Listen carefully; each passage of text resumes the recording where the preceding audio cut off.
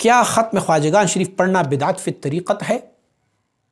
Never, بالکل نہیں ہے، کیونکہ بدعت فی الطریقت اس چیز کو کہتے ہیں کہ جو مشائخ نے اس طریقے میں اس فعل کو نہیں کیا ہوگا۔ تو اگر مشائخ نے ہم نے یہ دیکھنا ہے کہ کیا ختم خواجگان مشائخ نے نہیں پڑھی ہے اور اپنی مریدوں سے نہیں پڑھوائی، تو اگر نہیں پڑھی اور نہ پڑھوائی گئی ہے اور ہم نے اپنی طرف سے اس کو شروع کیا ہو تو پھر یہ بدعت فی الطریقت ہے۔ لیکن ہم جب دیکھتے ہیں کہ بہت سارے مشائخ کرام نے اسپیشلی یہ جو خواجگان کا لفظ آپ بتا رہے ہیں نا، یہ خواجگان کہتے ہیں سلسلہ عالیہ نقشبندیہ کے بزرگوں کو، اس کو خواجگان کہتے ہیں۔ خواجہ عبید اللہ حرار، خواجہ امکینگی، خواجہ فلاں، خواجہ مجد الفسانی، خواجہ معصوم رحمۃ اللہ، خواجہ قاسم، یہ جو خواجہ کا لفظ استعمال کیا جاتا ہے تو خواجگان جمع ہے خواجہ کا، اور خواجہ جو ہے وہ سلسلہ عالیہ نقشبندیہ کے بزرگوں کو خواجہ کہتے ہیں۔ تو جب ہم کہتے ہیں ختم خواجگان تو اس کا مطلب یہ ہے کہ ہمارے بزرگوں نے اسی ختم کو پڑھا ہوا ہے۔ آپ دیکھیں گے ہم نے اپنی کتابوں میں اکثر و بیشتر ختم خواجگان کو لکھا ہوا ہے، تو آپ اس ختم خواجگان کو اٹھا کے دیکھیں گے تو اس میں آپ دیکھیں گے کہ اویس قرنی رحمۃ اللہ تعالی علیہ کون سا ختم پڑھا کرتے ہوتے تھے، مجدد الفسانی کون سا پڑھا کرتے ہوتے تھے، پھر حضرت شاہ نقشبند رحمۃ اللہ تعالی کون سا پڑھا کرتے تھے، خواجہ عبید اللہ حرار صاحب کون سا پڑھا کرتے تھے، حضرت ابوبکر صدیق رضی اللہ تعالیٰ کا ختم کیا ہے، سیدنا خضر علیہ نبینا علیہ السلام کیا پڑھا کرتے ہوتے تھے، ان ساروں کا مجموعہ بنا کے ختم خواجگان بنایا گیا ہے۔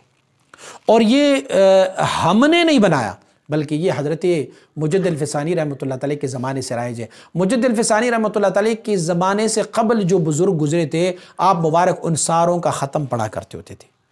پھر مجدد رحمۃ اللہ تعالی کے بعد جب حضرت خواجہ محمد معصوم رحمۃ اللہ تعالی آئے تو آپ خواجہ مجد الفسانی رحمۃ اللہ تعالی اور ان سے قبل بزرگوں کی اور ختم میں سے اپنا ایک جز شامل کروایا ہے، ایک کلمات کچھ اپنے شامل کروائے، اور پھر پڑھتے پڑھتے حضرت اخوندزادہ سیف الرحمن رحمۃ اللہ تعالی تک یہ بات پہنچی ہے۔ تو آپ مبارک نے ان سارے بزرگوں کا سیدنا ابوبکر صدیق رضی اللہ تعالیٰ سے لے کے اپنی مرشد گرامی حضرت خواجہ محمد ہاشم سمنگانی رحمۃ اللہ تعالی تک، اور خود بھی ان میں سورہ لإلاف قریش شامل فرما کے پھر یہ ختم خواجگان جو ہے وہ آپ پڑھا کرتے ہوتے تھے۔ اچھا، ایک ہوتا ہے طریقت کی اسباق، اور ایک جو ہوتا ہے طریقت میں پڑھنے والے ورد و اوراد و وظائف۔ اب آپ دیکھیں ہم اوابین پڑھتے ہیں نا، ہم اشراق پڑھتے ہیں، لیکن ہمیں ہمارے مرشد نے تو نہیں کہا ہوا ہے کہ سلسلہ عالیہ نقشبندیہ کا سبق یہ ہے کہ آپ اوابین پڑھیں، سلسلہ عالیہ نقشبندیہ کا سبق یہ ہے کہ آپ اشراق پڑھیں۔ آپ فرماتے ہیں نقشبندی بزرگوں کی معمولات میں یہ ہے کہ آپ اوابین پڑھتے ہیں، آپ اشراق پڑھتے ہیں، آپ چاشت کی نماز پڑھتے ہیں۔ تو دیکھیں وہ اسباق میں تو شامل نہیں ہے لیکن سابقین اور خواجگان کی عمل میں ہے، تو اسی لیے ہم بھی ان کی عمل کو فالو کرتے رہتے ہیں۔ اور ایک ہے اسباق، تو ختم خواجگان اسباق میں شامل نہیں ہے۔ اسباق سلسلہ عالیہ نقشبندیہ کا قلب، روح، سر، خفی، اخفا، نفسی، قالبی، مراقبات، نفیس بات، یہ اسباق ہے۔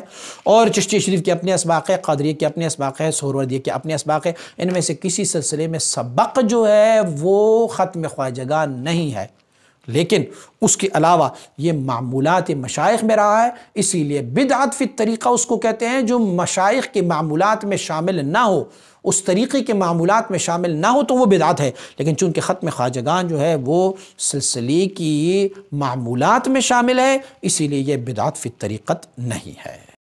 مزید ویڈیوز کے لیے ہمارے YouTube چینل کو سبسکرائب کریں اور بیل آئیکن پر کلک کریں۔ جزاک اللہ۔